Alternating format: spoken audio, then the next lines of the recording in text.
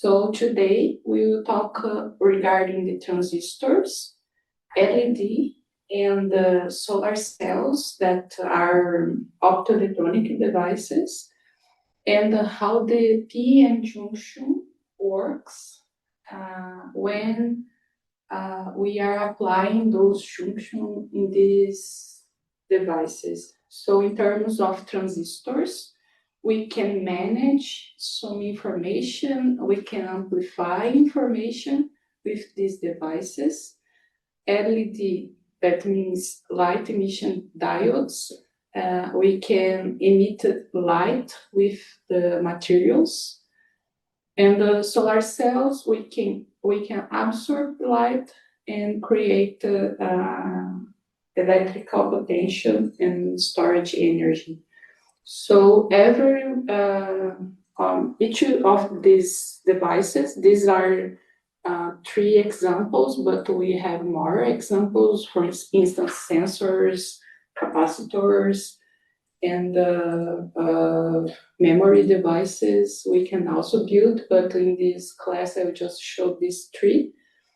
So each of them, they are basically managing the carriers on the junction of the p-n semiconductors, or semiconductor and metal junction. So everything that we use today on computing, lighting, and also renewable energy is managed this charge on the p-n junction.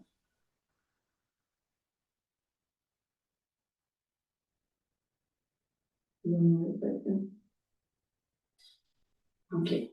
So in terms of transistors, I think there is some line there that will just block the vision, but I think it's okay. Yes. So transistors, we have mainly 3 kinds of the transistors that we can build. I will start regarding the bipolar junction transistors. What is bipolar junction and how we can manage the information with this concept? So basically, bipolar means that we inject both electrons and holes to participate in the conduction. So we don't have just one charge, we have both electrons and holes in terms of the carriers. So the injection and collection of these charges are ruled by minority carriers. So this means that if we are analyzing, for instance, N-type semiconductors, the minority carriers will be holes.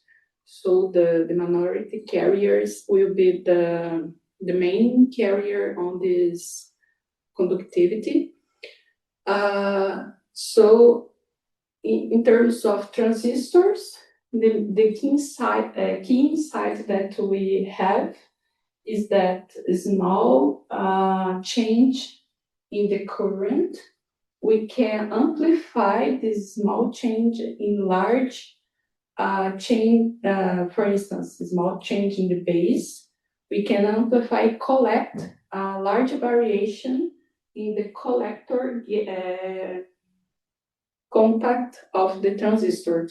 So in terms of the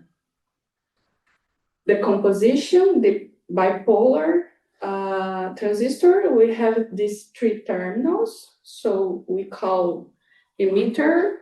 I can't. I must not go there because of the camera is here. So we have E, that means emitter, B, the base, C, the collector. So we can, is bipolar because we have 2 kind of junction. If you see on the transistor there, the first one is P and P. So means that we have p-n junction and then n-p junction. So we have two junctions together. So in terms of emitter and base, we will use two different polarities. So the emitter is, for instance, P. So the majority carrier is holes, and the base is N. So the majority carriers will be electrons. So it means that we will inject both positive and negative charges inside the collectors. So to think, I don't know if you are familiar with transistors devices, but to do just one quick overview on, we can compare these transistors. For instance, if you put some water, for instance, in comparison, we can analyze in terms of the water flow from the one can, and then we can also flow the water over the another can. But in terms of collectors, we can amplify the water collection over the collector board.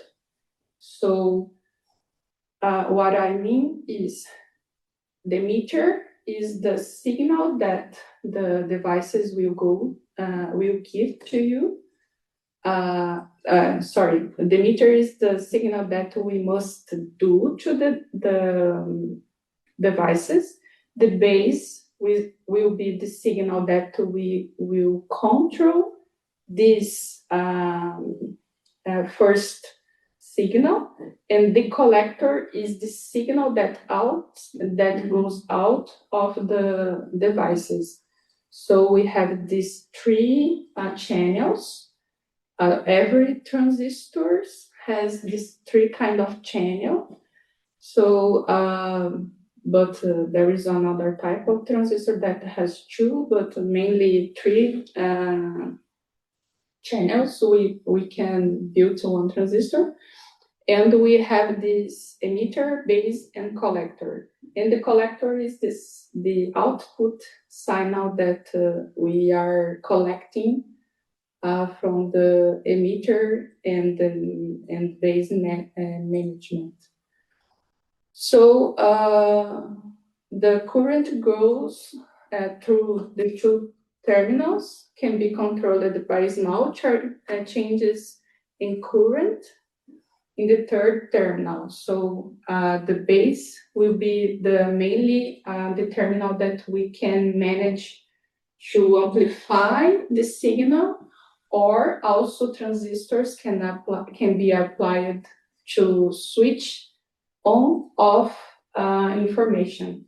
So this is the main devices for digital information. So we are using transistors in cell phones and computers, and every digital information that needs binary information, 1 0 1 0 information, we use the transistors. So to understand how the transistors works, we will start to analyze two terminal devices. So what means two terminal devices? It means that we are analyzing for instance, I just grab here.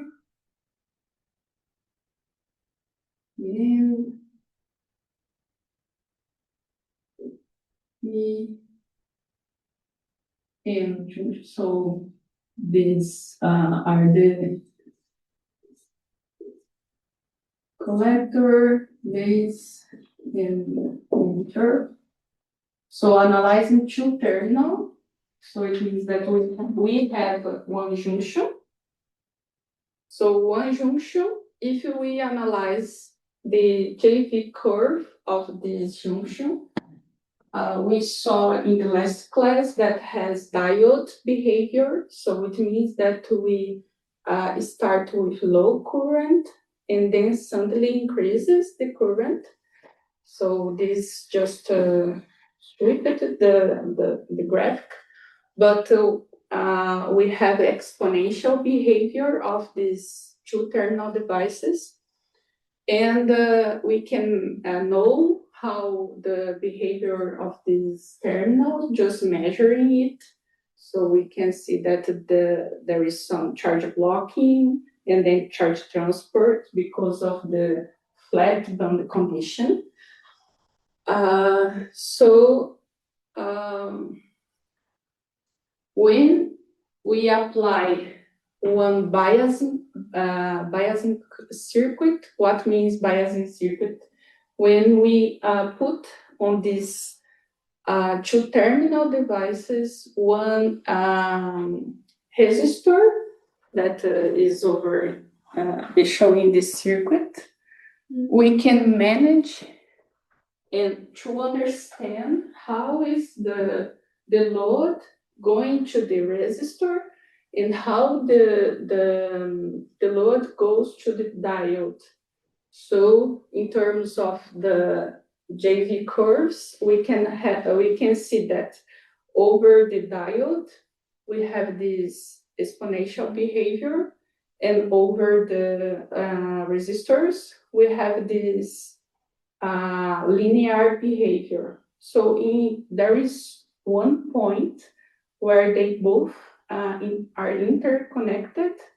So this is the main point for transistors, because we can manage how to shift between this point just to shift to the load line. What I mean, I will just see further the basic graphics of the transistors, but this is the basic information that you must understand to understand that another graphics.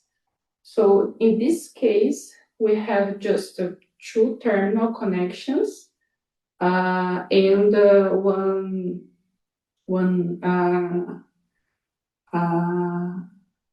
one biasing circuit. It means that we are moving this load between the resistors that we are putting on this circuit.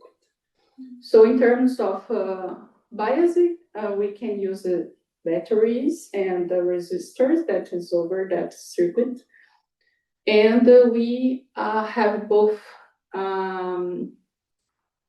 voltage on diode and current on diode that we can understand how this load and the current is shifting. I don't know why it was go here, but in this line is wrote Kirchhoff law, which means I don't know how to say in English, but law de malhas, where we can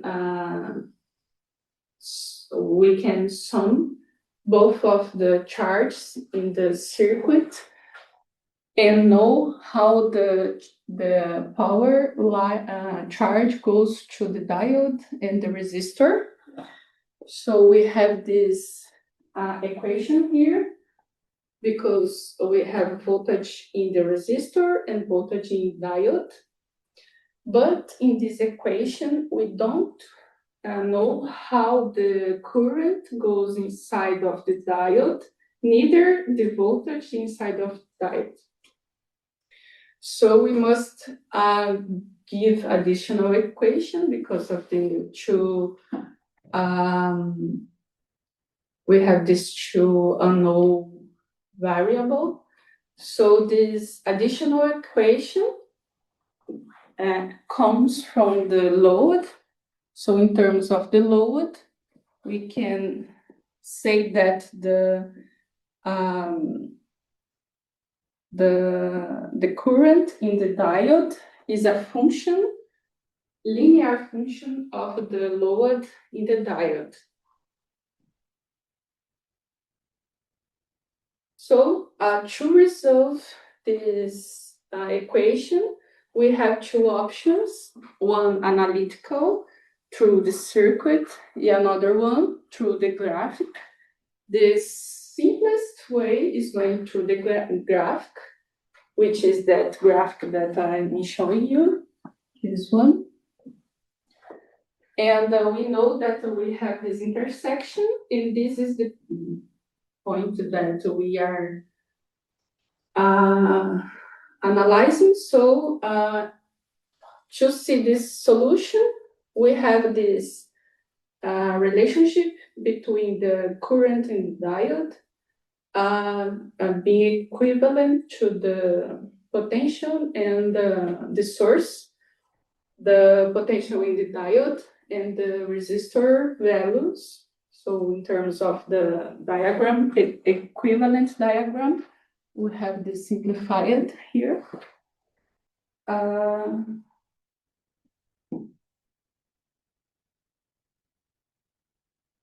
And this point, that this intersection, we call in transistors the operating point. So this is the operate point. That means after that point, we are switching the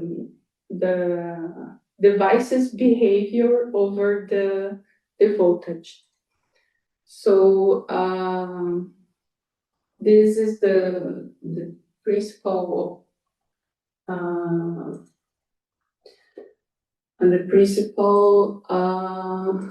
concept of the transistors. So in terms of the transistors itself, so just to review, we analyzed one junction and put this junction with one load. And this one is the three junctions, and this load will be the second junction that is on the transistor. So in terms of third terminal, we can manage this this current that goes from the emitter to the collector here by changing the basic current. So here we have a basic current, emitter current, and collector current. So we can switch this current here, and depending on this value of current, we can increase this current here in, for instance, this way, in nice collectors, or we can reduce the current because of the recombination that we have with these majorities for carriers. So in terms of devices, electrical devices application, we must understand this family of the curves in the bipolar devices. So what means in this curve means that we are switching the value of this base current, and a small shift on this value, we can see that the collect current, which are in red curve, they will increase more than a bit change in the base current. So in terms of the transistors, independent of the transistors' properties, which means if they are bipolar, if they are MOSFET, if they are field effector transistors, they have this behavior over the current and potential. So we must shift the third terminal and see how the current goes in the collector's contact. So in terms of the transistor's properties and the IV curve, we can see this family of curves, and also we can see that there is some saturation mode, which means that if we change the current, the basic current, higher than the B5 current, we cannot see any signal coming from the collector, because every charger will be recombined. And also if we change it to lower than the B1 current, we cannot see any current coming from the collector current, because every majority charge will be recombined and will be blocked. So in terms of switching on and off devices, if we are inside of this range, okay, we can have information, but if you go over or under, you cannot have information. So you can manage between on and off devices, just to increasing or decreasing the basic current, or the current in the basis.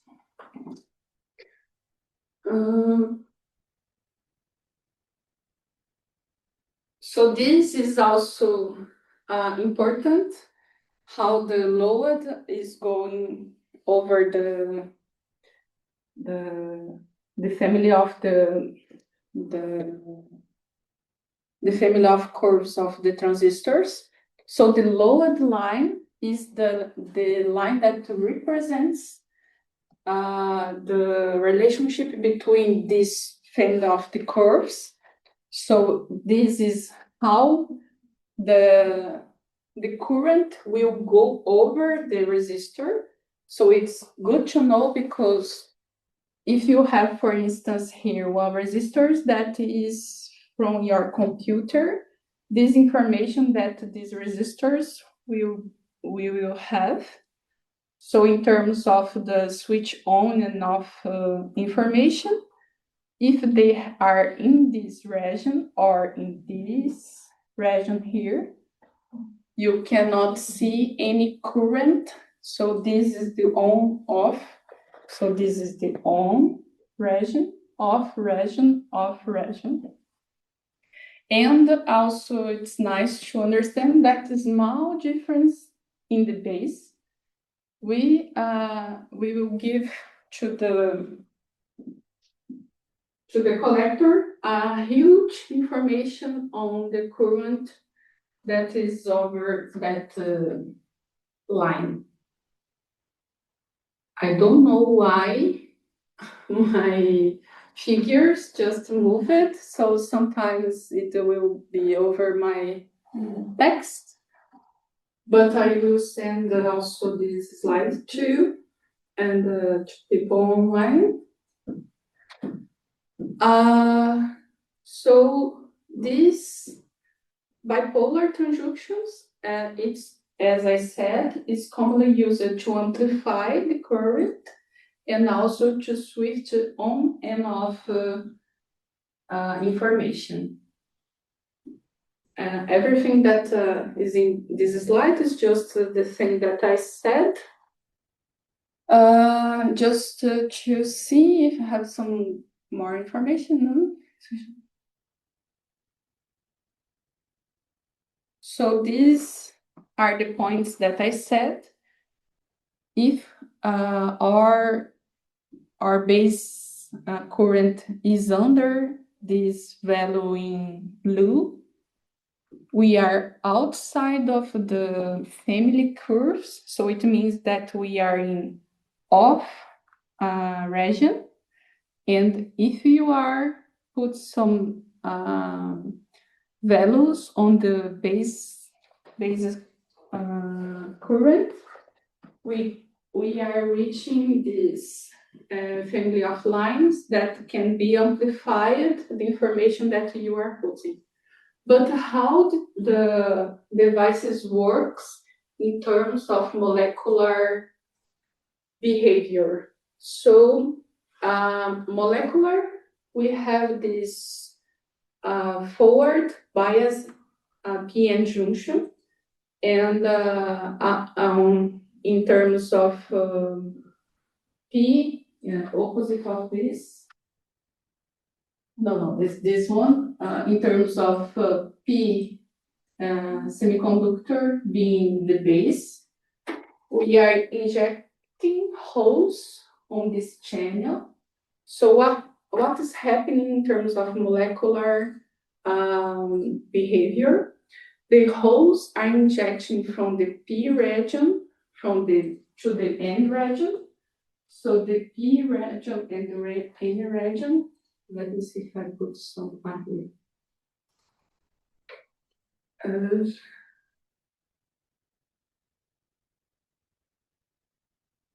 I can go over there, then it's better because we can see this figure.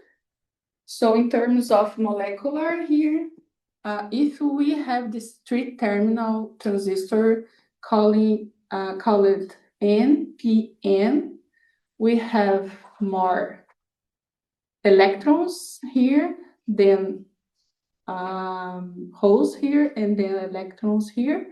So if we have this junction, we know that inside this junction, we have this built-in electrical built-in junction because of the diffusion of the majority carriers. So, and we have the opposite charges over the junction, as we discussed on this last class. So in terms of the device's behavior, generally, we have this emitter heavily doped. It means that we have huge numbers of carriers, free carriers in the emitter. The base should be tiny, so just thin base, and also the base must be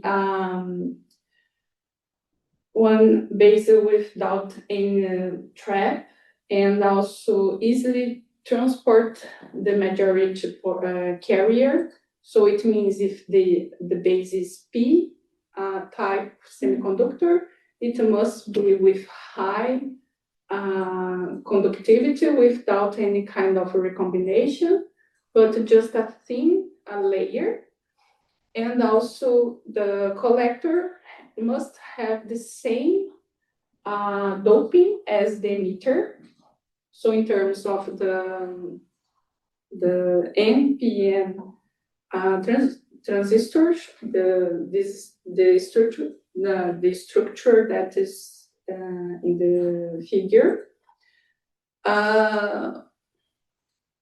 So when we apply voltage, when we are do some bias in the devices, we put here these terminals. So you can see here, for instance, if we have a reverse bias, it means that the carriers, they have opposite charge over the semiconductor. Oh, sorry. It's nice to do it, but I'm afraid to interrupt the screen. But when we do the bias, so we inject carriers with drift mobility. In this case, forward, it means reverse. It means that we have opposite charges. So we are putting holes on the N side or electrons on P side, P-type semiconductor.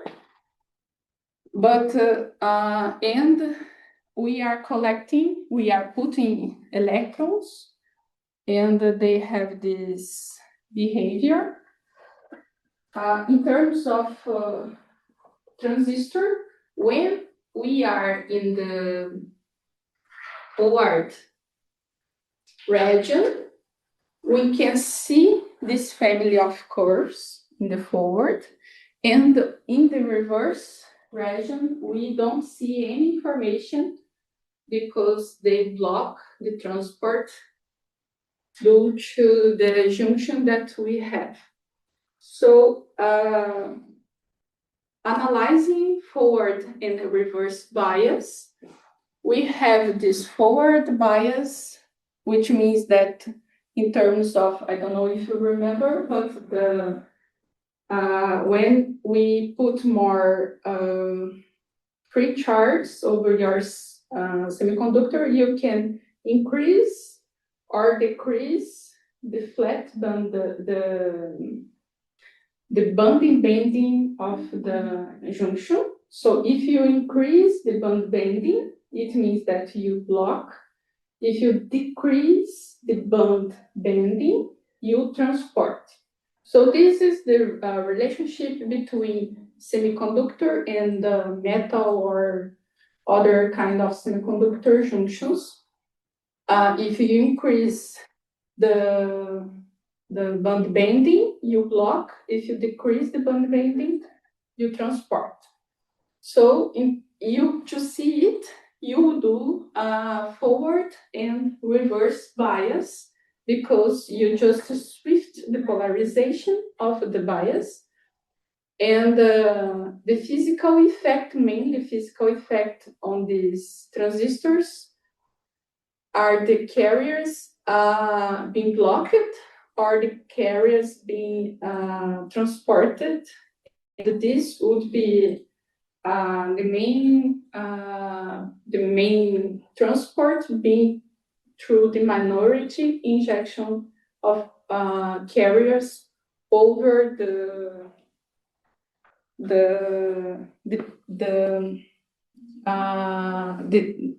semiconductor.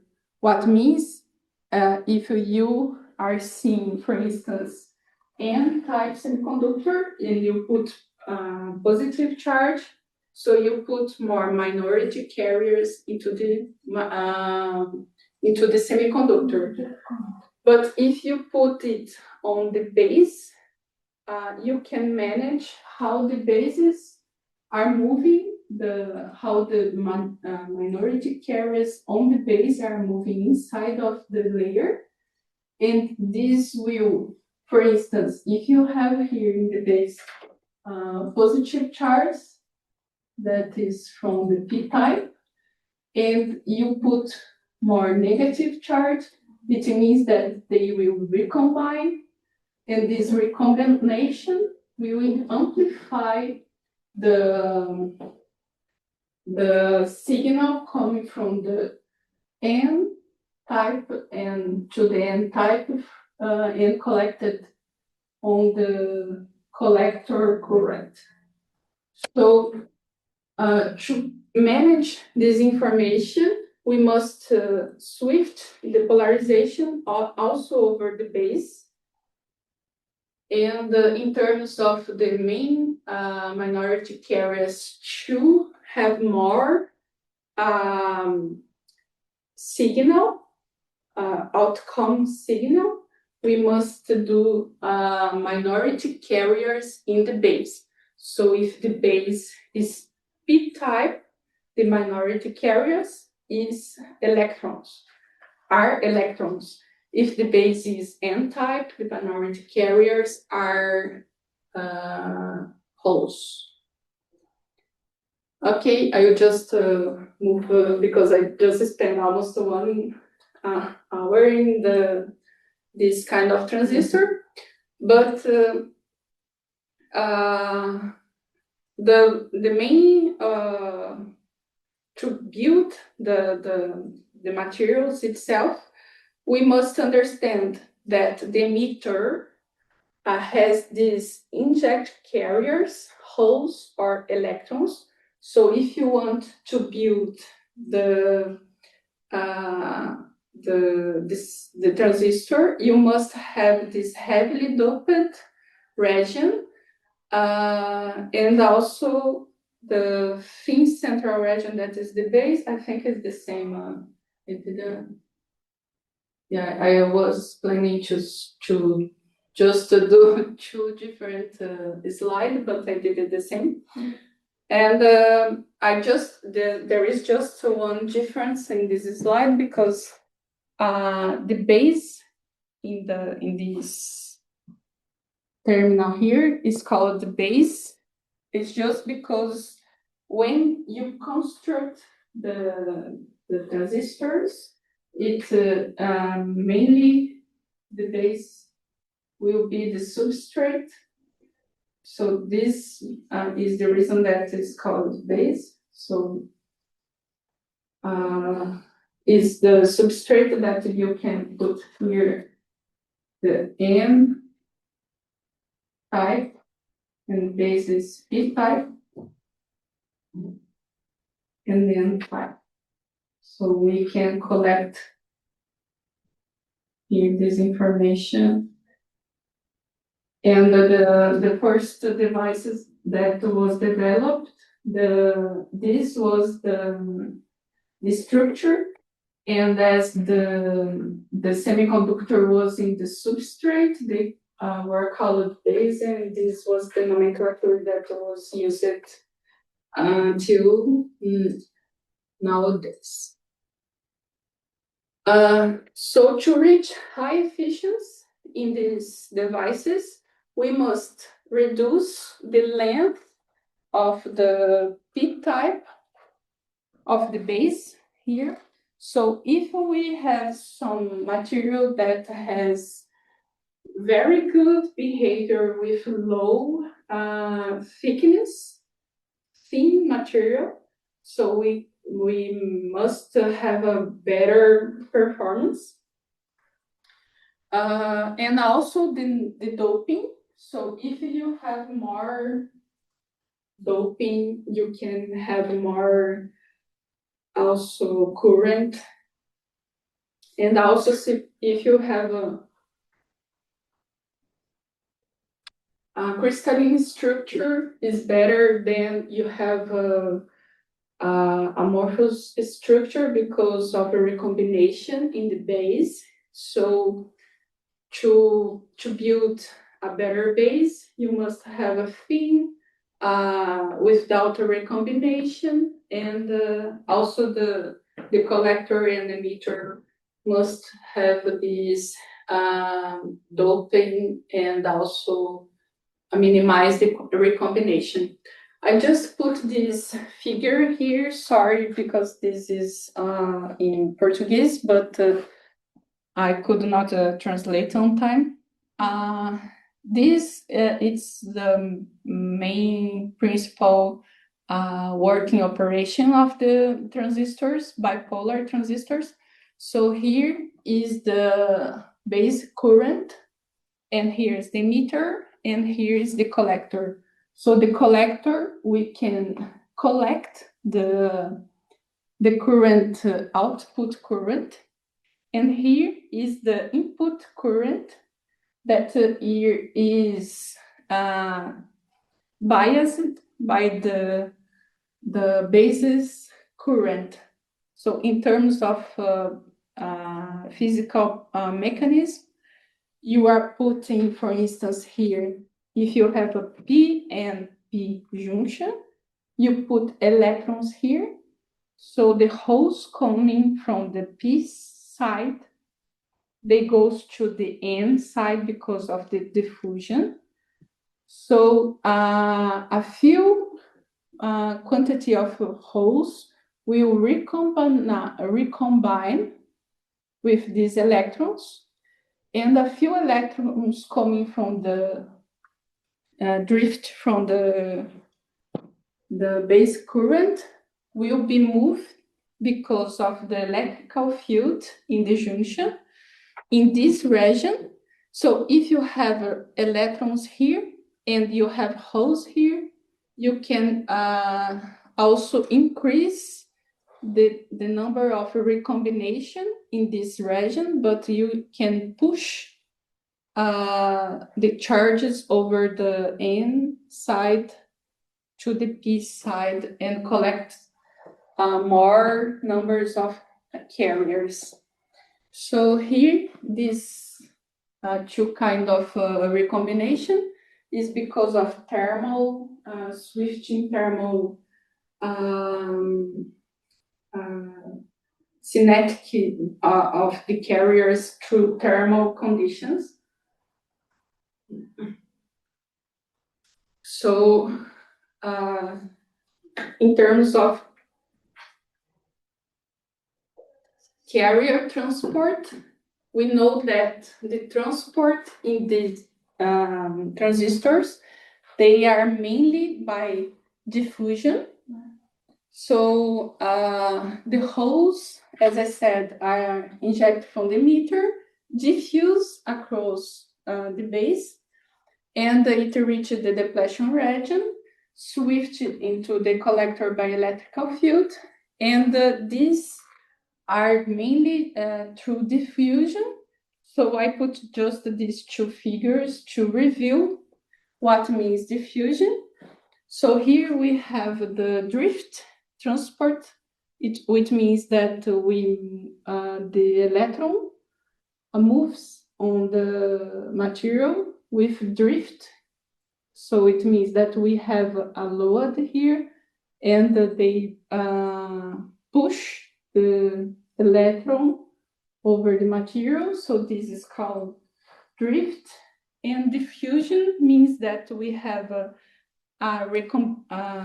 readaptation of the carriers because of this higher concentration and lower concentration region.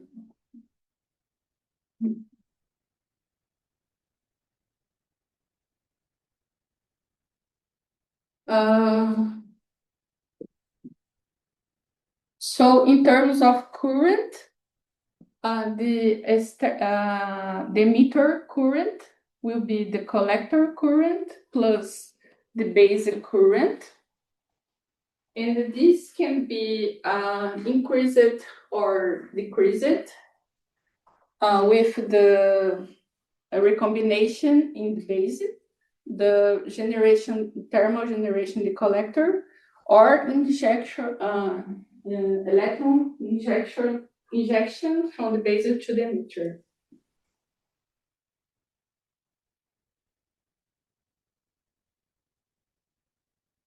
So if you see free current in the base, it means that you have a bad transistor. So in terms of properties, we can define the transport, which means that we have to understand how the transport of the carriers are ruled. So the transport, it's the principle for the carriers reaching the collector. So in terms of the relationship of the transport, it's not shown here. I don't know why it do not exhibit, but it's a relationship between the transport in the base and the collector and in the emitter. So if you have one, it means that you have the same transport in both. So we do not have amplifiement. So in this case, we don't have amplification. And also another property of transistors, bipolar transistors, is this gamma, which means that the whole current over the total emitter current will be the emitter injection efficiency. So we can measure it using JV curve and knowing how much charge you put on your bases and how much charge you collect in your emitter. And also it will be near 1 if they have a very good efficiency. Actually, they are opposite because the transport factor must need close to 1. It must need higher than 1. And also the current gain, which means the relationship between current in the collector and current in the base. So if you have low current in the collectors, you don't have any current gain in the transistor. So this is the relationship that we can characterize the transistor, bipolar transistor. And also in terms this current gain, in terms of transport factor, it could be switched to this relationship. I just put this drift diffusion here because of the transport in these interfaces. So the drift means that we have this delta on the number of carriers over the length. So if we have this delta, we have the movement of these carriers over the length that of your material. Also, we can measure of the material that we used in this transistor. We can measure the carrier lifetime or the transit time, which means how much time that we have until the recombination, or how is the mobility of your charger over the material. We also use transistors and this kind of devices to just measure mobility of the carriers.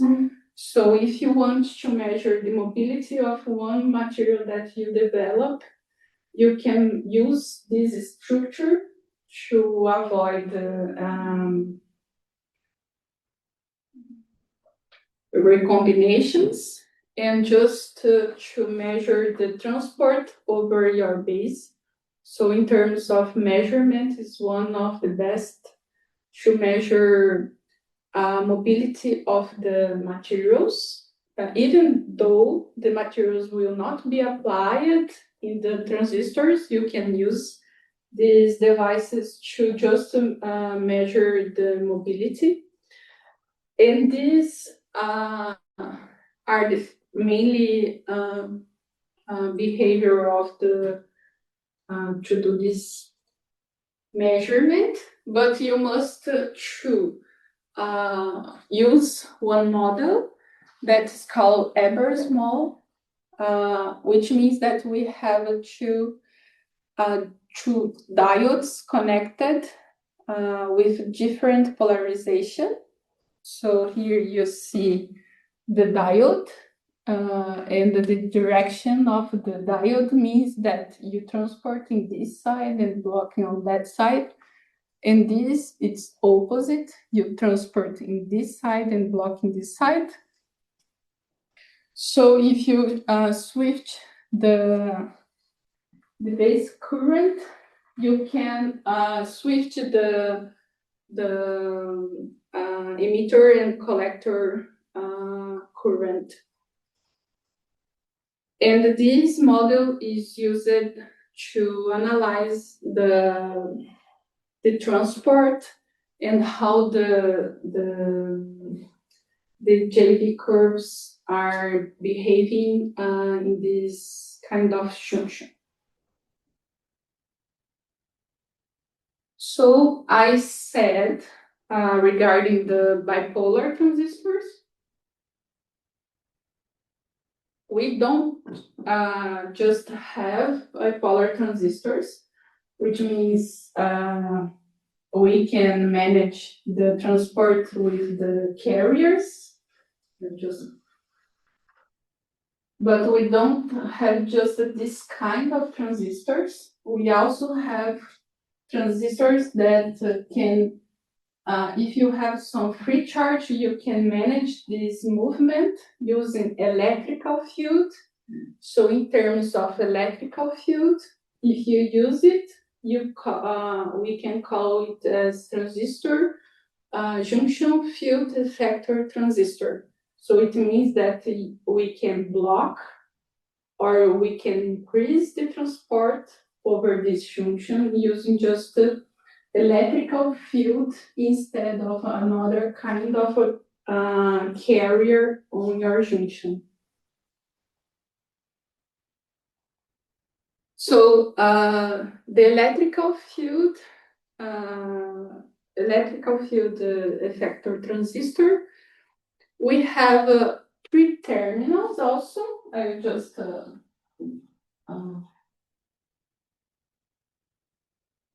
erase it because we will switch the top, but it should be almost the same kind of behavior. The source, the drain, and the gate. The gate is almost close to the base, and the source and the drain is the input and output current.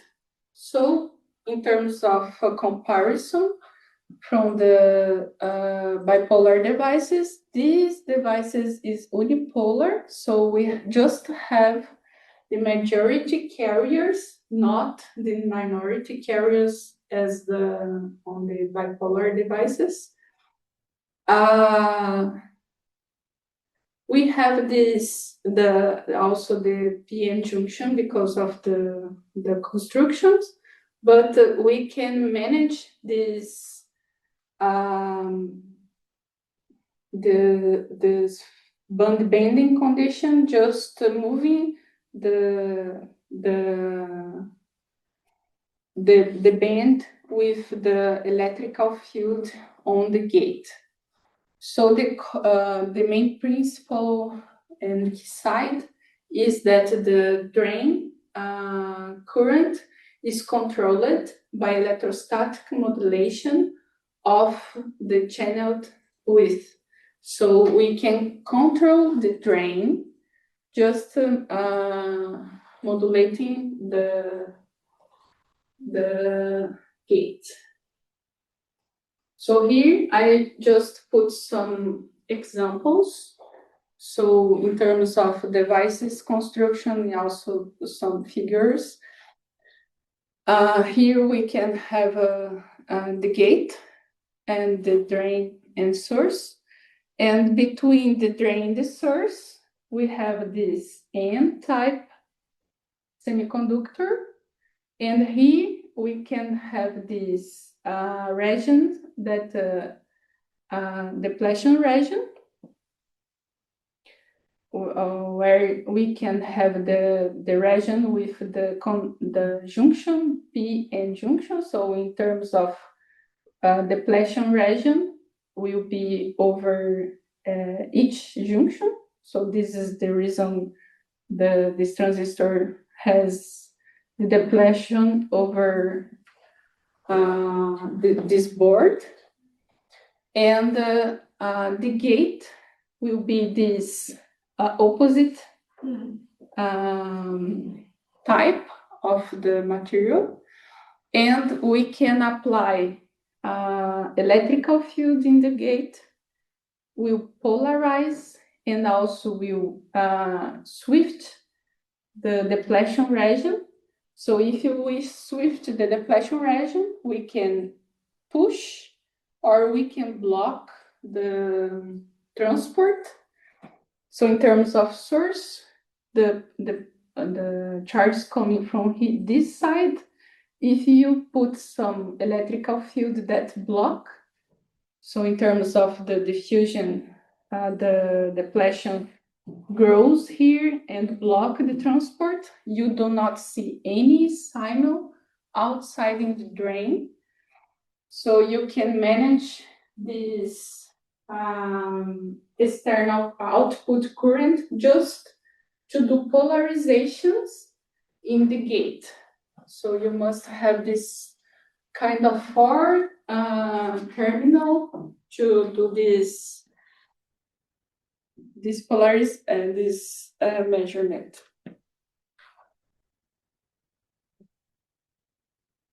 So in this figure, just show that the current goes from the source and go to the drain. In the gate, we can polarize the gate here, and depending of the polarization of the gate and also the number of charges that we put in this gate, we can manage this depletion layer, and this will interfere the movement of these free charge carriers here and block or transport in terms of the transportation. So in general, we have this kind of configuration here. We put this piece. We can also have this kind of base with P-type semiconductor, put some layer with N-type, and we must have one region with P-type, the same material. Should be the same material, but we can also use two different materials, not a problem. But if you have two materials as the same, the polarization here will be symmetric, so this would be better. And analyzing just in terms of the cross section here, we can see that the gate, depending of the polarization here, as we have the positive charge, so it will move the positive over there, and the negative comes here and build this depletion layer. If you put more positive charge, this will increase even more. So if we have more negative charge here, it means that we must have more signal coming outside the coming in the drain with that direction.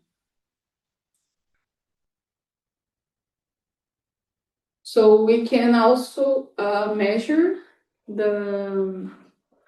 how to manage this current in terms of voltage on the base, on the gate. So in terms of depletion, we can expand into the channel or reduce this depletion into the channel. This will be the management to transport the charges. So here, the channel will behave like a resistor, controlled resistor.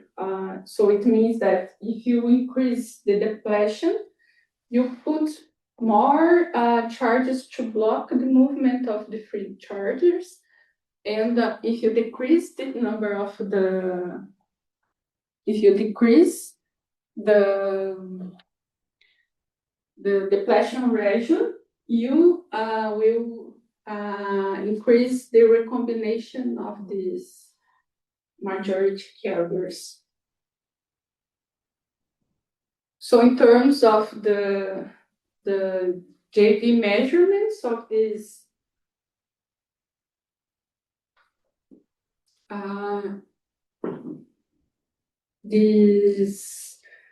drain and gate and the source drain gate relationship, we have this. This will be the polarization of the gate. So if we shift the decrease, for instance, the polarization, the intensity, we will move more charge. If we are in the region, this region here, the movement of the carriers on the layer will be like ohmic behavior. And this shape here, as I said, in the bipolar transistor, will be related to the mobility of free chargers, also to the number of traps and the recombination. So we can use that model to fit and have this information regarding mobility of material. And if you put a more voltage, it means that you are injecting more free charges, more charges in your material. You have this breakdown region. And this breakdown region means that it doesn't matter how much the polarization of yours. I sometimes change the base with the gate, but it doesn't matter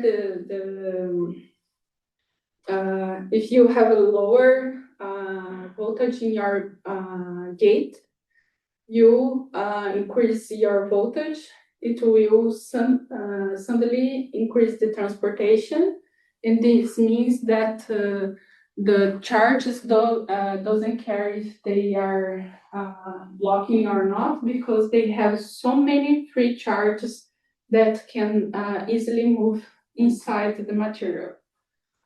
And also will, if you have more charges in the gate, you have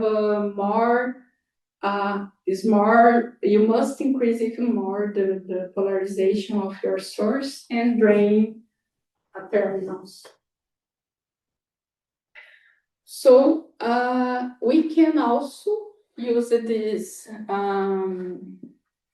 this drain current model to fit this relationship with the voltage gain and the voltage output input. So we have this quadratic dependence of the current with the voltage. This coming from the diode junction. It's really nice to mention that this kind of field effector transistors is quite used for organic semiconductors and perovskite.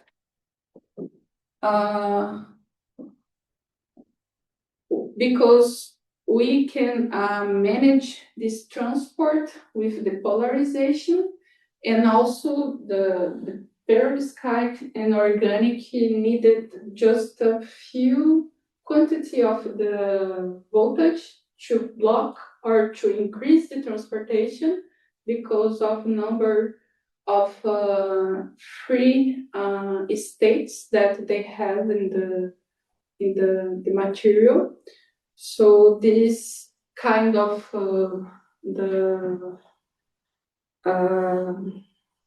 the transistors, it's better to develop field effector transistors than bipolar transistors, for instance. But we can see further that in terms of comparison between the transistors. We have also these MOSFET transistors, which means that we have the junction metal oxide and semiconductor which has the most performance nowadays. But in terms of properties, each kind of transistor has the peculiar property that sometimes we must understand or develop the device to do it. So in terms of comparison between the transistors, we have this bipolar junction, which means that we have bipolar electron holes carriers. We've switched the basic current. We have this input impedance moderate. So in terms of the recombination on the outside, it's low comparing to the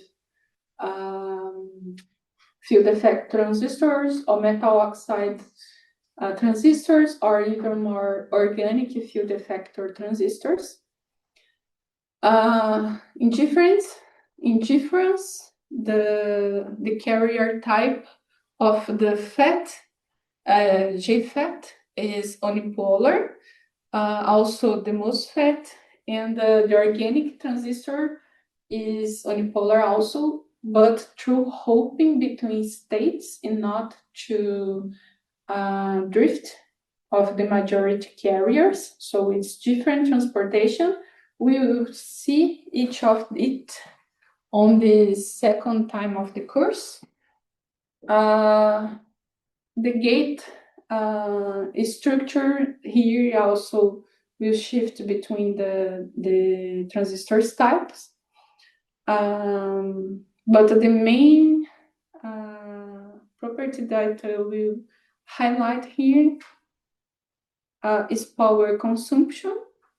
So in terms of the power consumption, the bipolar is high.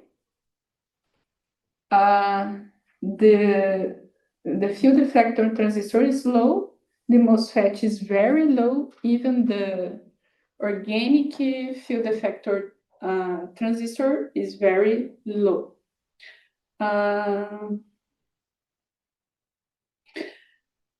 I didn't put it here. Transport mechanism, polar chain of formation, control mechanism, speed,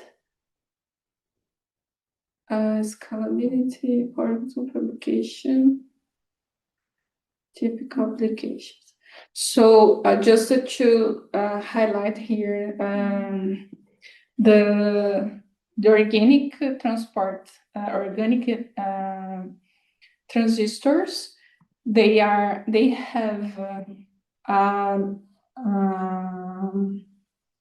very low consumption power, as we said, and they can fabricate it using solution processable. So it means that we can reduce the cost of the devices.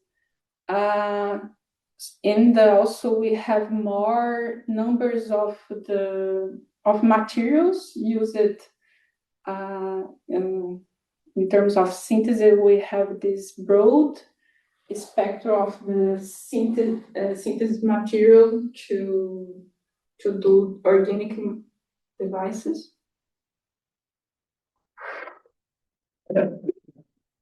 But you know that, for instance, bipolar or field effector transistor are the more stabilized material, and also the performance is higher, and they are used nowadays in the technology that we have.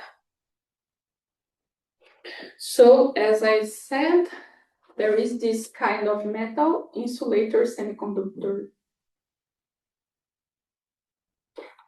field effector transistor, So in terms of performance, is one of the best. And this organic, I will just move to the second part of the course. But the MOSFET is one of the nowadays more interesting structure of transistors. I will just give this overview, but in terms of devices construction and also the behavior of the devices, also is the relationship between the bands of the material. So if you know your material, electronic properties of your material, you can develop very well the transistor in terms of the junctions. So the metal insulators junction is a junction between metal oxide and semiconductor. So this metal oxide semiconductor, when they are together, they will create the movement of free charges from the metal to oxide, semiconductor to the oxide. But in terms of electronic properties, the oxide has this huge blocking because of they have this isolator property. So they have this huge potential here in this interface. So what they do, they act like a dielectric material. And in this interface, we have some capacitance created inside of the layer. And this capacitance is created because of the movement, the drift diffusion movement of the carriers in the junction. So the main structure of devices is that one. We also have this 3-channel, and we can build using silicon, silicon oxide, that is the dielectric, and aluminum, for instance, as metal. So in terms of the voltage that we apply in these two junctions. So if we apply negative voltage, it means that we are decreasing the working function of the metal. So in terms of bending, we can see here we have the p-type semiconductor. So if we have the p-type semiconductor and this is negative, it means that here is positive. Here we can increase, inject electrons. So it will decrease this side and increase this side. And in terms of,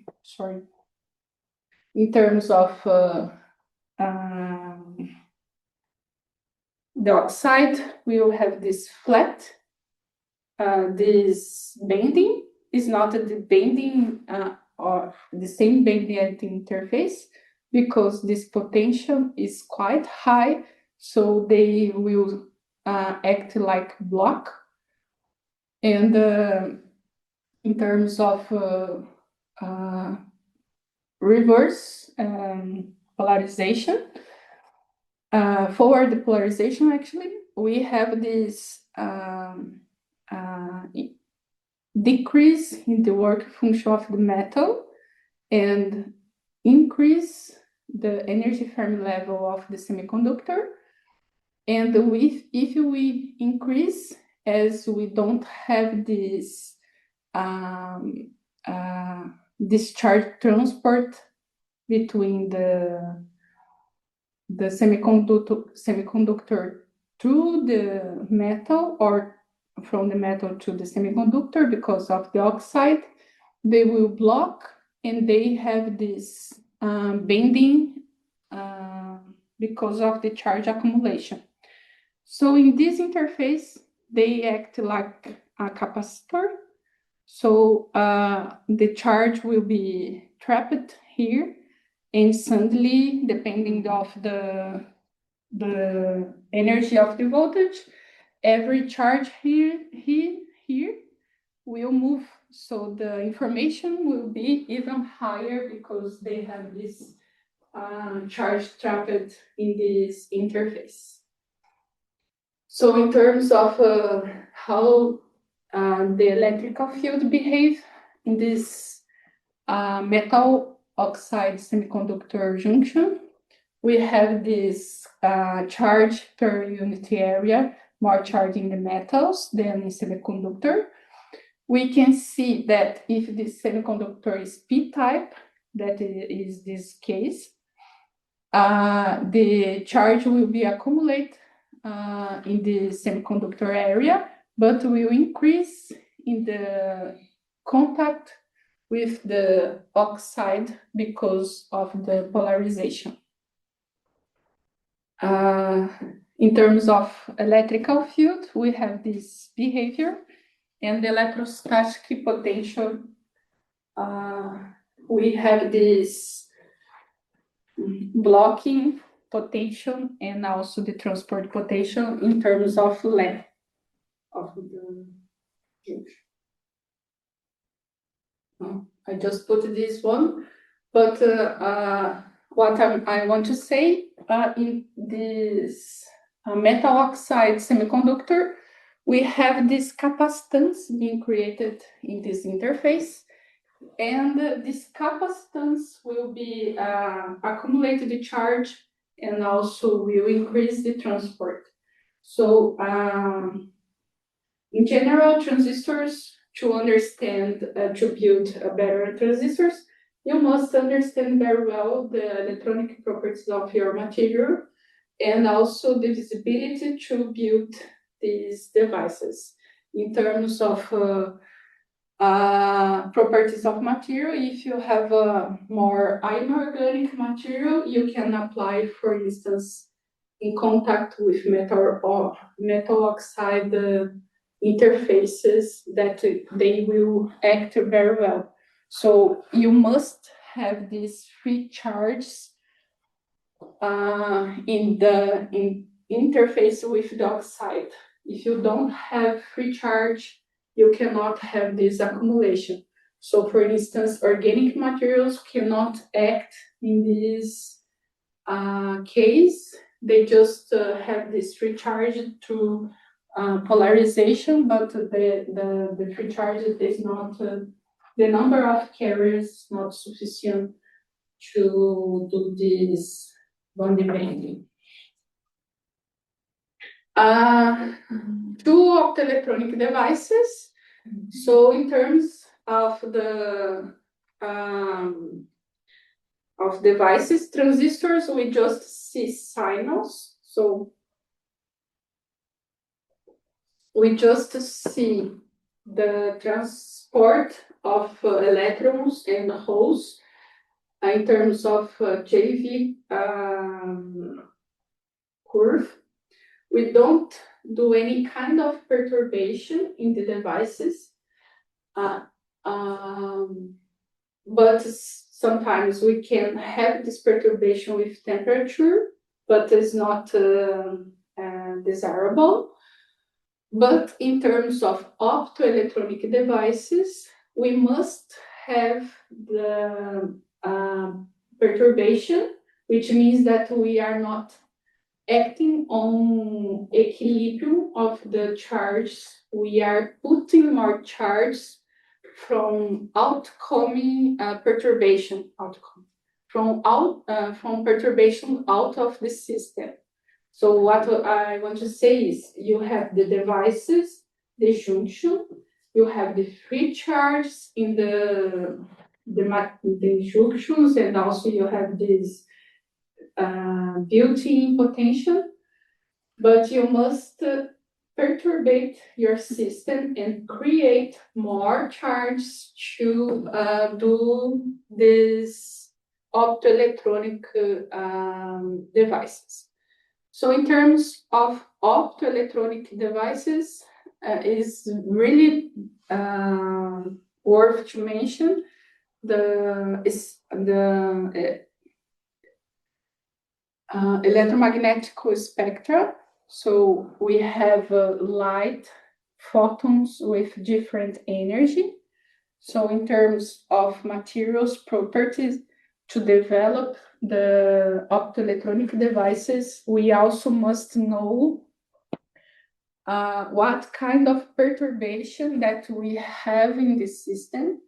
So if you have, for instance, a photon with energy in the region of red, so you must have energy gap of the material inside of this energy, or you must have electrical potential that you create will create recombination to emit in this region. So in terms of figures here, the optoelectronic devices are the relationship with the photons to the electrical field, which means solar cells devices. The electrical field going to output photons is the light emitted diode, and also this is the one image of the light emitted diode that I just grabbed in the internet. But you have this relationship with light matter interaction to build these devices. So you have this light management, and you must understand it to build better devices or more efficient devices. So in terms of what we discuss on the generation, recombination, and how the light matter interaction are in the semiconductor junction. So the carrier generation and recombination at thermal equilibrium, electron hole pair are continuously generated and recombinated. So it means that we have not free electrical hole pair. So if you increase a temperature of your material, you can have this transition in the electronic vibronic bands, but you don't have any electronic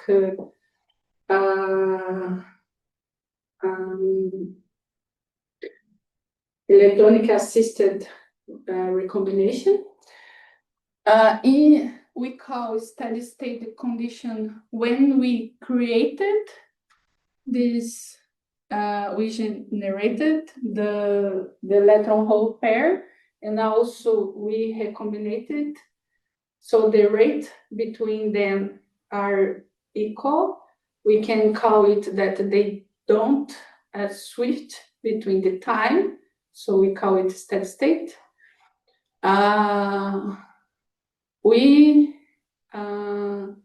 When we have this interaction, I also started in terms of semiconductor, valence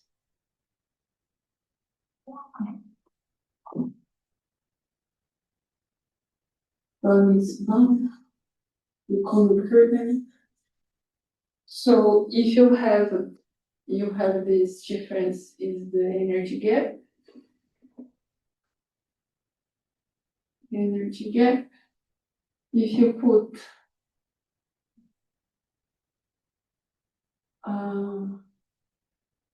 one photon with energy gap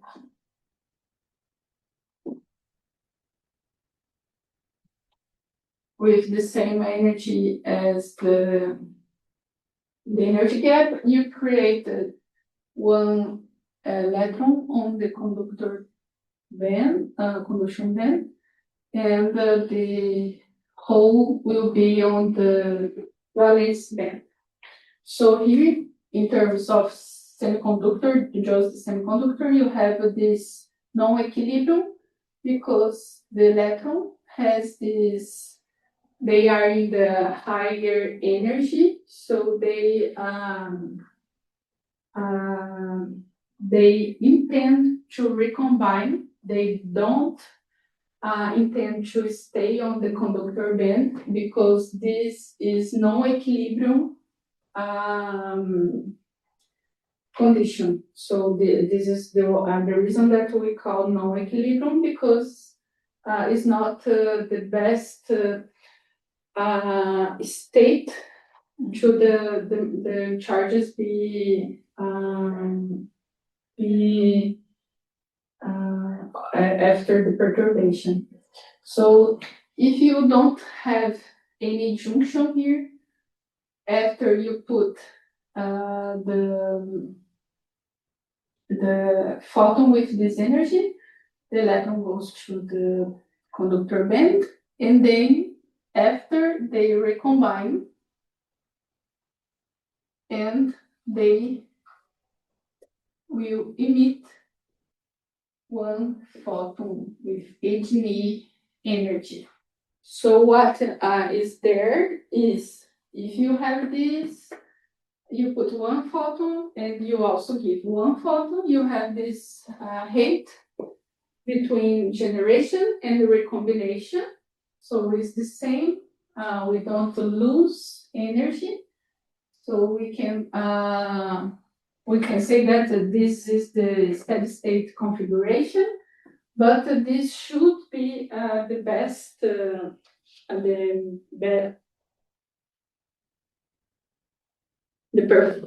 material with the best performance of generation and emission.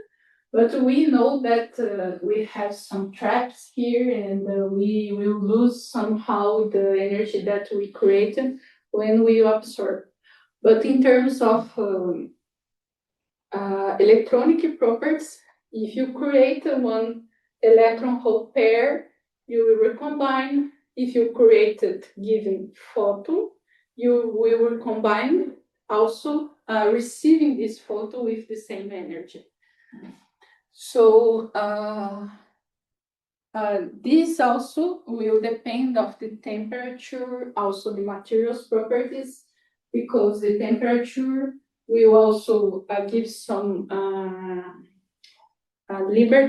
some freedom to the molecular interaction to recombine and to reorganize, and this will also strongly affect the absorption and emission relationship. So in terms of, I like this thing here. I just give one zoom in here. In terms of devices, so here just to put some example on, is not a silicon, but is 2D materials. So if we have these 2D materials with two different energy gap, so for instance, molybdenum sulfide, tungsten selenide, I don't know if I said it right, but we know they have a different electronic properties, also they have different energy gap. And when we put them together, we have this kind of bending in the interface, even though that 2D materials, they are quite thin because they are molecular organization. So they have this bending. I don't know if this would be the length, but sometimes maybe the length would be this, the materials, the old material itself. But if we created, for instance, we put light in this interface, the light I don't know here, but the light has, for instance, solar spectra. So it means that we have electrons with different energy. So we can also create electrons and transitions from this semiconductor, also from this, this. Oh,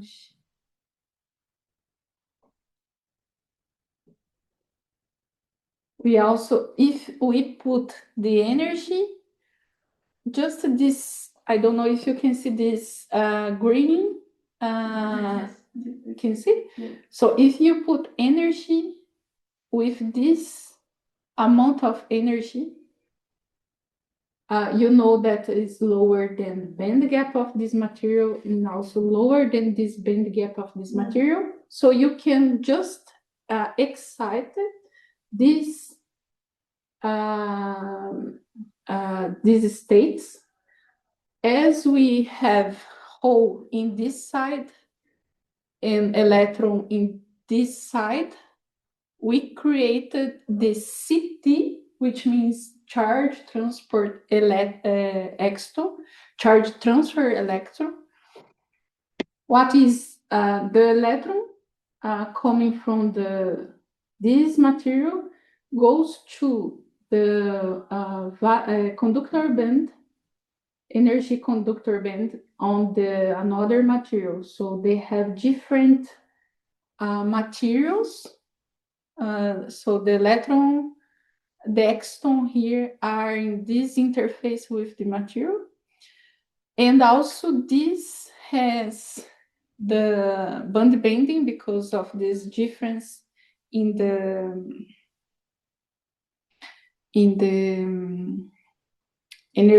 electronic energy of the system. And in this case, they are also investigating contact with one isolator here. And what happens if you put some load and measure, we can move the electrons from one side to another side, and also the holes from one side to another side. So in terms of electronic properties, the movement of electron will be on the lower energy, and the movement of holes will be on the higher energy.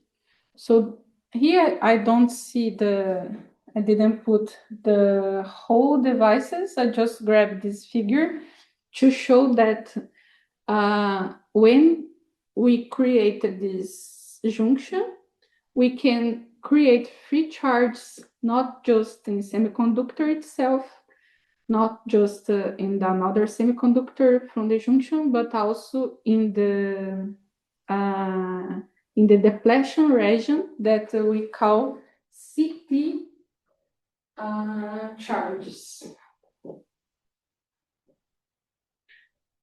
So we must have, in terms of optoelectronic devices, excess of carriers, and this excess of carriers can be done using optical excitation through the photons. We also can reach it with electron bombardment, which means that we have cathodic luminescence, for instance, in nuclear or also in high energy resistance material with some cathodic application. And also we can create excess of carriers using electrical injections. So this higher number of carriers will increase the conductivity, and the number of carriers will, if we increase the conductivity, we will also increase the probability of recombination, and also if they have a recombination in the thermal region, the temperature. So if we perturbate the material with optical or electrical, actually will be on the optical excitation. We must have this kind of a rule that the energy of the photon should be the same as the energy of the gap between these states, even if they are direct gap or indirect band gap. So they must have at least the same energy or higher. So the energy of photon must have a higher energy than the energy of band gap. If they don't have, the material will be transparent and they do not just create the free charges. So in terms of absorption, properties of material, we have this Beer-Lumber law, which means that in terms of thickness and also the coefficient of absorption, the intensity of the absorption will be decreased exponentially. It will depend on wavelength. If the material has the band property, the band structure to absorb the photon with this specific wavelength, and the absorption coefficient and also the profile of the absorbance will rule the photodetectors and solar cells because of the number of carriers that can be managed in terms of the energy of the photon. So the luminescence mechanism is, as I said, right after, I'll just do it quickly because of the organic, I will also give you more information regarding on it. So if you put absorption, you have this transition from the valence band to conductor band. And after, if you don't have any non-radiative process, and your material is perfect in terms of electronic and is in structure, electronic structure, they will recombine with lower energy because of the non-radiative process. So the electron goes to the conductor band, and then they goes to the lowest energy of the anti-state state, and then they recombine with lower emission, so they lose this energy in terms of emission. If you absorb, for instance, blue, you emit red, you will lose from the energy on non-radiative process. So depending of the material, they will lose more or less amount of non-radiative process. And to understand the photoluminescence is good because you use these properties to solar cells, but also can use to cathodoluminescence and also electroluminescence, which is instead of light absorption, you just inject a charge with polarization. So you inject positive charge in valence and negative charge in conductor band with the polarization of electrical field.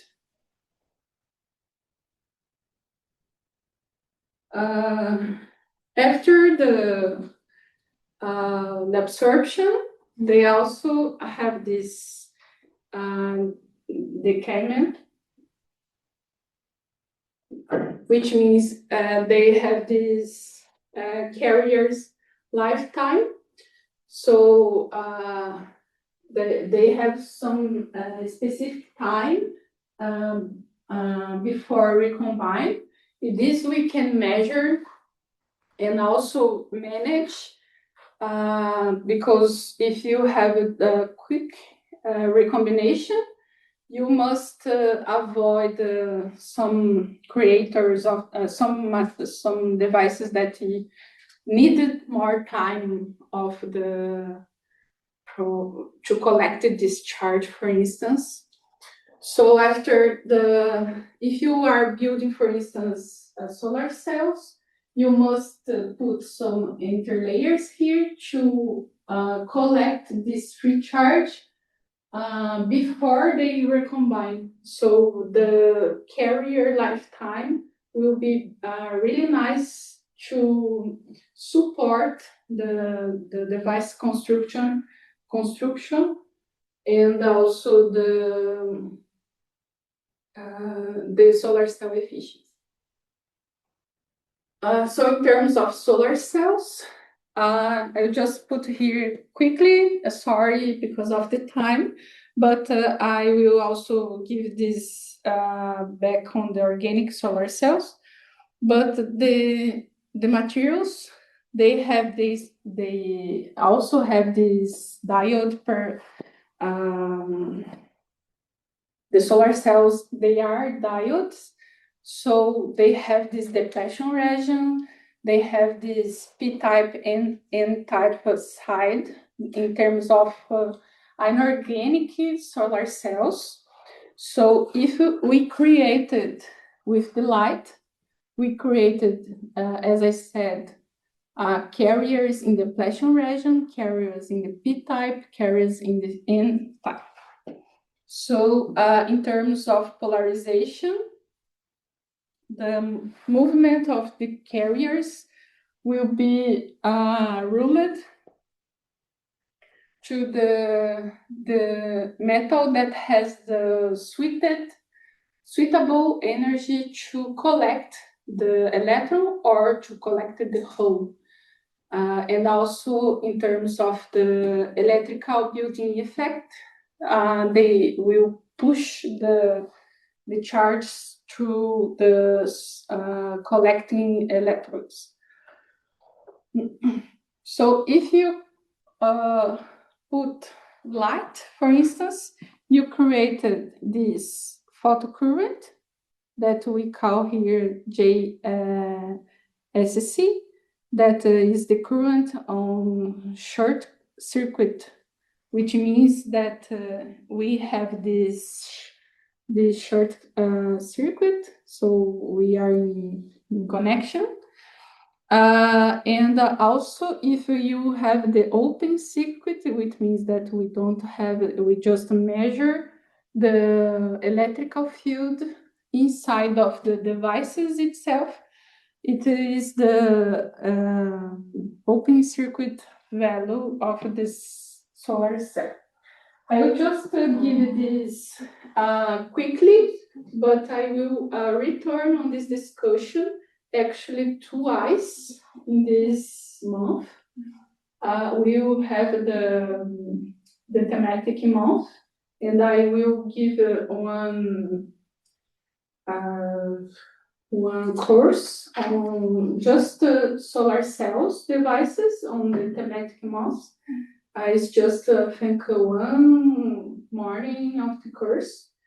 And also in the organic solar cell return. So just to not be overwhelmed of the same information, I will keep this discussion to the thematic month also. But in terms of electrical performance, if you do the JV curve, you can see that they have this diode behavior, and when we put light, we created a current in the opposite direction of the current of the diode. So this is the main main property of solar cells, and also in terms of LED is the same of solar cells, but LED has the opposite performance in terms of absorption of the light and created electrons. In LED, we inject light electrons, and we recombine and receive light. So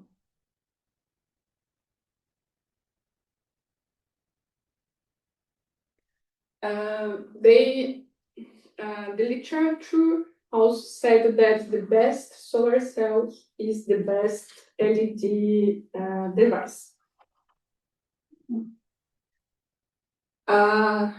I can return just in the beginning of the next class on this topic because of the time. And lasers, in difference of LED, is just the coherent. I don't know how to say in English, but the coherent light. So sorry for this quick, but it's just on the. I don't know if you have booked something now right after the class. I can finish the talk because it's for 3 minutes to finish. I don't know if it's not a problem. Yes, not a problem. Okay. So the LED devices, we have the same as solar cells, as I said, but we inject electrons in one in the N type, and we inject holes in the P type coming from the source, and in the depletion region here we recombine. And this recombination has this energy and they emit light. So you need to recombine as for the LED, you need to recombine to. Yes, is this here we have the source is the negative here and positive source, so is the polarization, the voltage, and this we put electrons here, and we put hole here, but the materials itself also has the electron because of the N type and P type. So in terms of LED, we put electrons here and the holes here, and then they will recombine in the lowest energy of the junction. So they will recombine and emit light. The opposite of the solar cells. The solar cells is light, created exciton here, and move the electron to this side and this side. So that is the opposite behavior of the solar cells. But has also the same property. The emission must be inside of the band gap energy. So we do not have energy higher than the band gap. And the efficiency of the material of the device will be related to the injection efficiency, radiative recombination, and also the light extraction. Because if you put, for instance, one electron and one hole, you reach one photon, so your efficiency is 100% of the. And in difference with the LED, we can also build lasers with the p-n junction.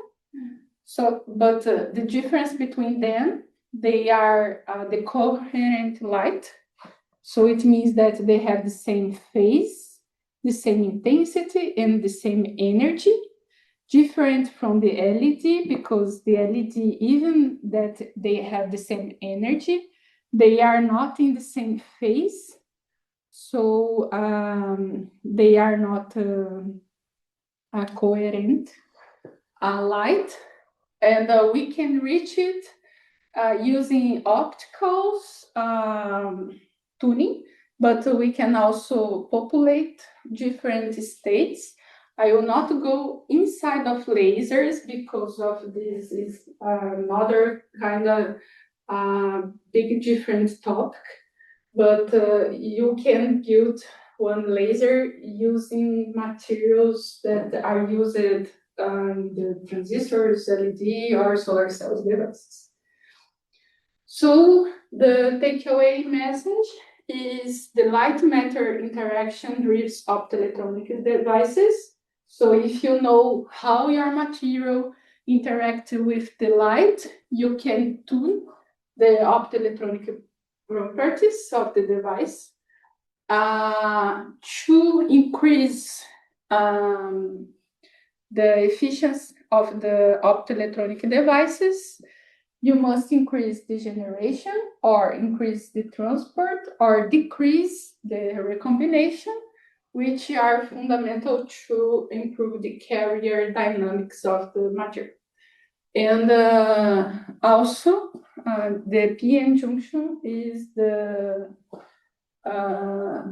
core for multiple technologies. So the junction rules every technology that we have nowadays, and also the technology that we are developing.